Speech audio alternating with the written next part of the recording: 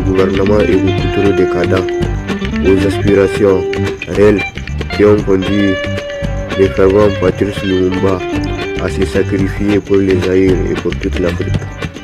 Même si l'Occident est beaucoup trop arrogant pour se remémorer ces siècles de l'esclavage, ils appellent naïvement la traite négrière transatlantique, comme si c'est l'océan qui a connu les sauvageries de l'esclavage, selon Kofi Gomez, qui disait qu'il n'y avait pas eu de commerce triangulaire, même s'il y a eu un commerce de la chair humaine.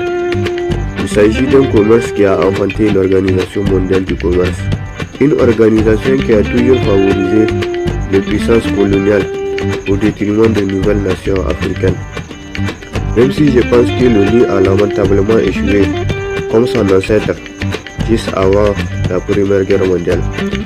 Même si jadis l'Occident a déraciné et déporté la force vive de l'Afrique tout en nous apportant des politiciens tarés qui ont génocidé l'indépendance africaine. Des politiciens tarés qui ont tourné le dos à Sékou Touré, à Modou Boketa et à Kwame Nkrumah.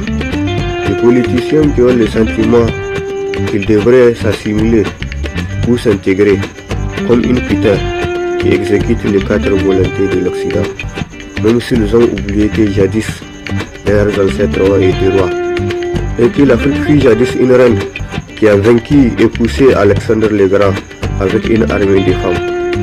Elle fut une reine majestueuse qui a exécuté et mené les toutes premières expéditions maritimes. Elle fut à l'origine de la médecine, comme de toutes les sciences qui caractérisent les nouvelles techniques modernes. Et que tout comme Léonidas contre l'Empire perse, le fervent Amadou Kourandaga n'a pas hésité à décapiter la mission Kazimajou pour ne pas capituler face à la machine coloniale française.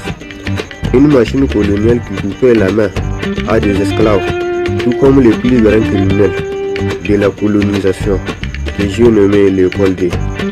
Un esclavagiste qui a eu le mérite de couper la main à plus de 20 millions de personnes. Même si j'ai appris que certaines avenues de la République démocratique du Congo portent le nom de cet ignoble individu. Même si après l'époque coloniale, les États africains étaient tellement affaiblis qu'ils ont oublié que jadis, leurs ancêtres ont commandé des hommes. Ils étaient tellement affaiblis qu'ils avaient oublié que jadis, leurs ancêtres ont tué des hommes pour ne pas vivre comme des esclaves. Même si Ouattara, Talon, Tinubu, Biya et beaucoup d'autres politiciens n'aspirent qu'à servir la métropole.